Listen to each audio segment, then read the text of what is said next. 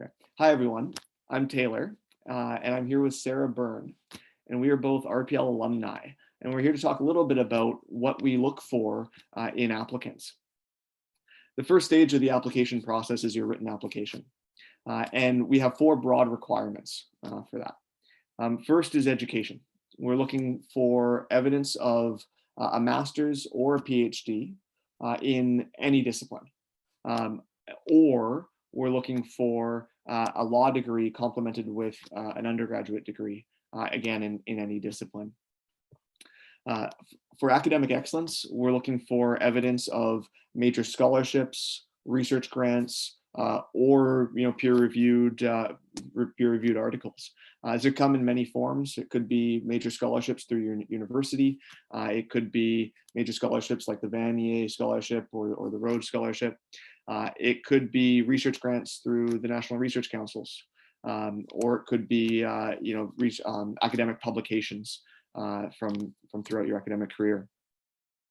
For policy relevant experience, we're not necessarily looking for roles in government, although that's obviously good as well.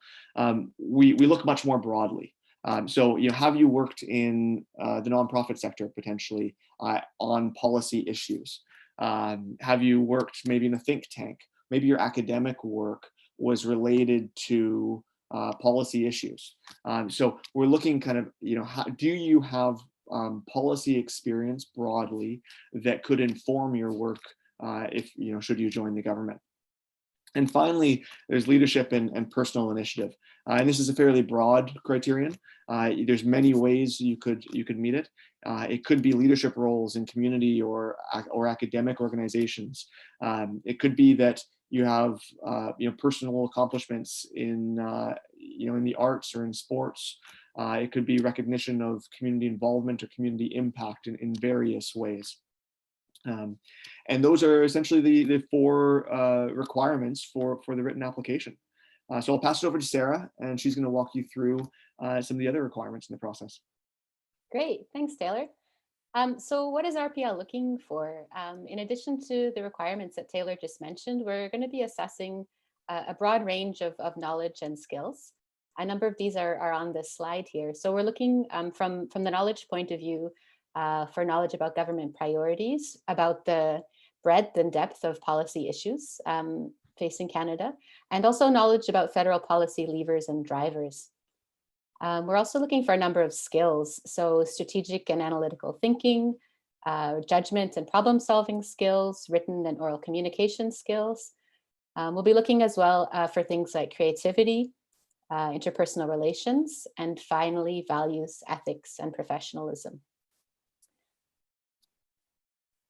Please have a look at one of our videos explaining the recruitment process, and that'll give you a little bit more information on when and how these are assessed throughout the recruitment process. I'd like to share a couple more pieces of information with you about the recruitment process. One is about languages.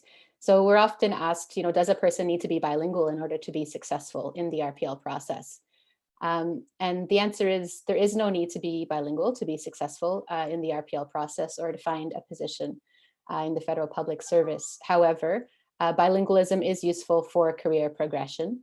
And I would also mention that a number of different teams and departments will offer language training opportunities if you need support in order to become more proficient in your second official language.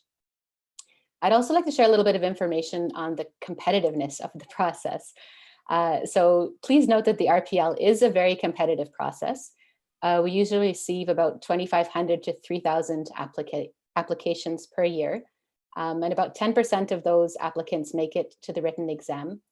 2 to 3% are shortlisted for the interview, and 1 to 2% successfully qualify in the pool. So we do encourage applicants to self-assess whether you'd be a good fit for the program and whether you meet all the required criteria that Taylor and I have just shared with you. That being said, the RPL does also welcome candidates from a diversity of backgrounds, perspectives, and lived experience. So we're open to candidates meeting these criteria in a number of different ways. So just when you do apply, make sure you explain clearly how you meet each criteria and provide the necessary information for the screeners to be able to assess the elements that they might not be entirely familiar with. So give us the information that'll allow us to understand better your knowledge and skills and how they meet the criteria that we're looking for. I'll flip it back over to you, Taylor. Okay, great. So Sarah and I are just going to give you a little bit of a sense of our background and how we arrived at RPL and where we've landed through the program. So if I start with myself, I joined through the RPL program in 2019. And I actually applied for the program while I was pursuing my master's in business administration. I've also got a background, I've got a master's in political management. And professionally, I've primarily worked in provincial politics out in British Columbia. So I was able to leverage a lot of that experience as I was then looking for work, through the RPL program and kind of figuring out where I would place. I was able to kind of draw on, whether it's the policy experience, the kind of communications experience, and my kind of general knowledge of kind of the Western policy landscape. And I've placed in, and I'm now working, I guess, say in intergovernmental affairs at the Privy Council office, where I help advise on relations with the Western provinces. Yeah, that's I guess a little bit about my background. Why don't I pass it over to you, Sarah? Thanks, Taylor. So my professional experience up until I joined the Federal Public Service was in the field of international development.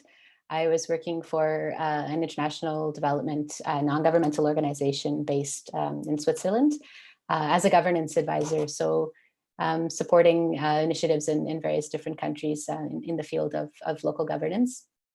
My academic background is also in development studies. I did a master's degree at the Graduate Institute of International and Development Studies in Geneva, and a PhD at the University of Zurich, which is about the post-war political moment in Nepal, so also questions of politics, governance, institutions.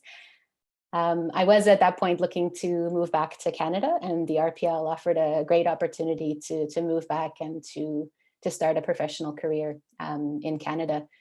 And so when I came back through the RPL, I joined the Department of Indigenous Services, and I'm working as a senior policy analyst there on questions, again, basically of governance and institutions. So quite a strong connection between what I was doing before and the kind of work I'm able to contribute to now in the Federal Public Service. Thanks. Great. So if you are interested in applying for the RPL program, I recommend you mark your calendars. The application process will be open between October 27th and November 9th of this year. So coming up quite quickly here. We also recommend that you follow us on Twitter. The links are there, and register for, we're going to have some live webinars and some Q&As when you'll get a chance to learn more about the program and the application process. So I recommend the link there to register is with wiki.gccollab.ca/RPL_RLP. Third one down from the top. So make sure you register for those. Follow us on Twitter, and we wish you all the best in your application process and future endeavors. Good luck, everyone.